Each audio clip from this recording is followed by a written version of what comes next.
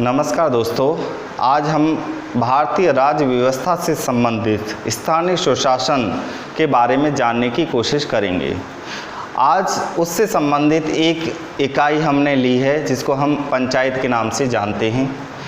पंचायत जिसका वर्णन हमारे संविधान में भाग 9 में मिलता है। जैसा कि हम जानते हैं हमारे संविधान में भाग 9 जो है वो 73वें संविधान संशोधन 1992 में जोड़ा गया था।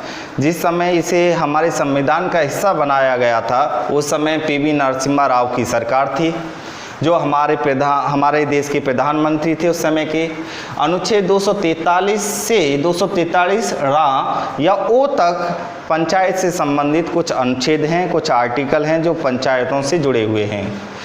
इसके अलावा डीपीएसपी, जिसे हम डायरेक्टिव प्रिंसिपल स्टेट पॉलिसी के नाम से जानते हैं, या जिसको हम हिंदी में कहें तो राज्य के नीति निर्देशक तत्व के नाम से भी जानते हैं, उसके अनुच्छेद आर्टिकल 40 में पंचायत से संबंधित वर्णन किया गया है। आर्टिकल 40 में कहा गया है कि राज्य पंचायत के गठन करने के लिए कदम उठाएगा और उनको जरूरी शक्तियां और प्राधिकार प्रदान करेगा जिससे कि वो एक स्वायत्त इकाई के रूप में अपने स्तर पर काम कर सके, क्योंकि बिना शक्तियां बिना प्राधिकार प्रदान करे उसका कोई एग्जिस्टेंस नहीं रहेगा, कोई अस्तित्व नहीं है, तो उसको ज़रूरत की शक्तियां प्राधिकार देना जरूरी है।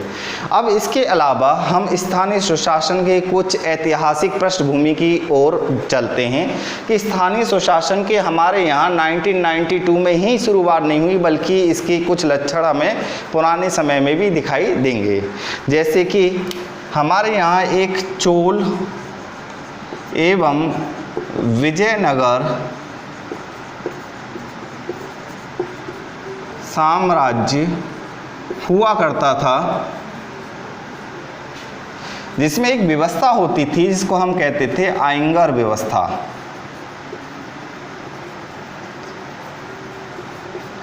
इस आयंगर व्यवस्था में भी स्थानीय स्वशासन से संबंधित कुछ गुण आपको देखने को मिल जाएंगे।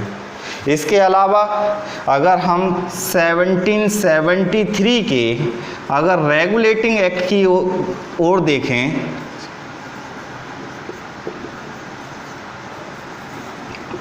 जिसके द्वारा जमींदारों की नियुक्ति की गई।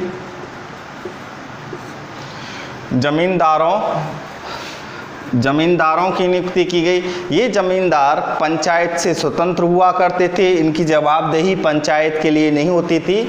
इनकी जवाबदेही जो इनकी आंसरेबिलिटी थी पूरी वो सरकार के प्रति थी। इसके आगे फिर और आगे चलते हैं तो हम पहुंचते हैं 1882 में।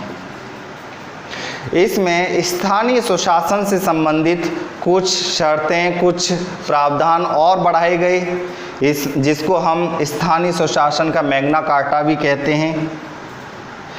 स्थानीय स्वशासन की हमारे देश में जो शुरुआत की थी, जो जनक हमारे देश में जाने जाते हैं स्थानीय स्वशासन के, वो जाने जाते हैं लॉर्ड रिपन। ठीक है, इसने स्थानीय स्वशासन संबंधित प्रस्ताव दिए गए थे, और जो स्थानीय स्वशासन संबंधित जो प्रस्ताव दिए गए थे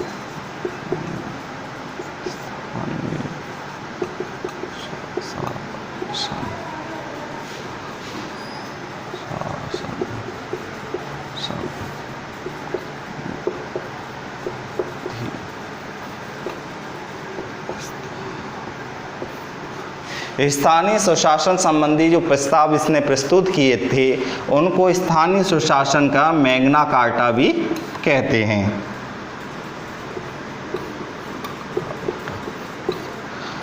आई होप आपको इतना समझ में आया होगा। इसके आगे हम थोड़ा और बढ़ते हैं, 1919 का एक्ट की ओर जाते हैं। तो जैसे कि आप जानते हैं 1919 एक्ट जो हमारे यहाँ पर मॉन्टेग चेम्सफोर्ड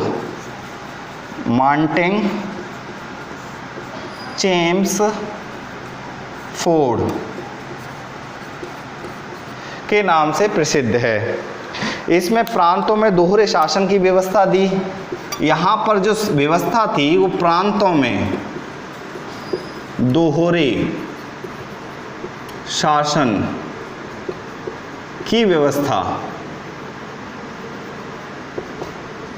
की गई।